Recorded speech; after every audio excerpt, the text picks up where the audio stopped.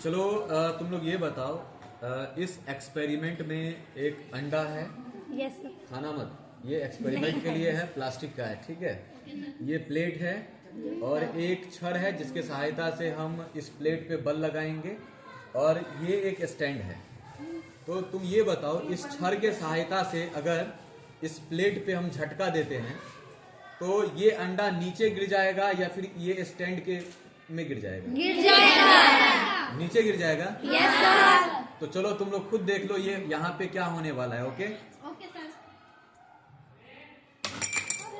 Sir ये तो magic हो गया। बिल्कुल, ये मैजिक नहीं है, ये साइंस है। चलो इसको समझते हैं। यहाँ पे साइंस का कौन सा चीज काम किया है? तुम लोगों ने न्यूटन का नाम सुना है? Yes sir. यस। तो न्यूटन ने गति के 3 नियम दिए हैं।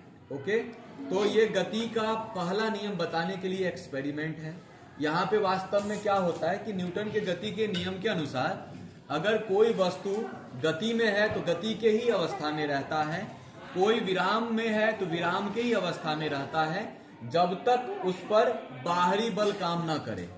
तो यहाँ पे जब इस छड़ के सहायता से बल लगाया गया तो ये बल किस पे लगा?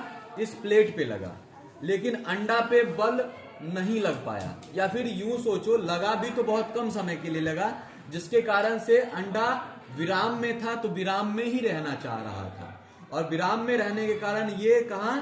इसी में रह जाता है, ये प्लेट के साथ नीचे नहीं गिरता है। क्योंकि बल जो यहाँ पे लगाया जाता है किस पे लगाया गया है? प्लेट पे। तो प्लेट तो नीचे गिर जाता है, लेकिन ये अंडा पे ज्यादा समय के लिए बल नहीं लगा पाता है, जिसके रीजन से अंडा जो होता है इस पे गिर जाता है। और ये बताता है न्यूटन के गति के पहले नियम में जड़त्व को, क्योंकि जड़त्व के अनुसार, यानी जड़त्व होता क्या है? तो जड़त्व के अनुसार कोई वस्तु अपने में परिवर्तन का विरोध करता है, चाहे वो विराम में रहे या फिर किसी दिशा में गति में रहे, तो उसका विरोध करता है। इसी गुण को कहते हैं जड़त्व। और एक बात और सुन लो जो बहुत सारे बच्चे को नहीं पता होता है, जड़त्व जो होता है ना, द्रव्यमान पे निर्भर करता है।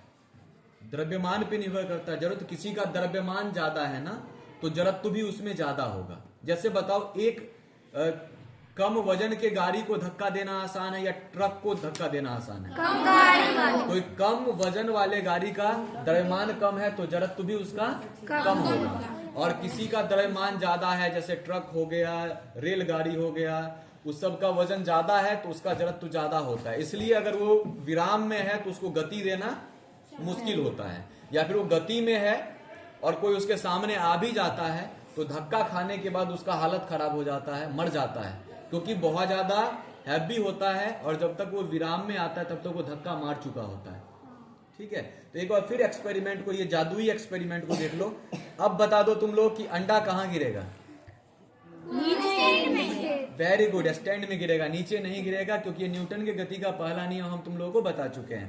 तो देख लो ये कहाँ पे गिरा? स्टैंड में। और यहाँ अंडा ने कौन से गुण को दिखाया? जड़त्व को। किसको दिखाया? याद रखना, जड़त्व को इंग्लिश में इनर्शिया कहते हैं। और अगर तुम इसे न्यूटन के गति के पहले नियम को अगर इंग्लिश में एक्सप्लेन करना चाहो तो तुम कह सकते हो, an object at rest stage at the rest, and an object in motion stays in the motion with the same speed,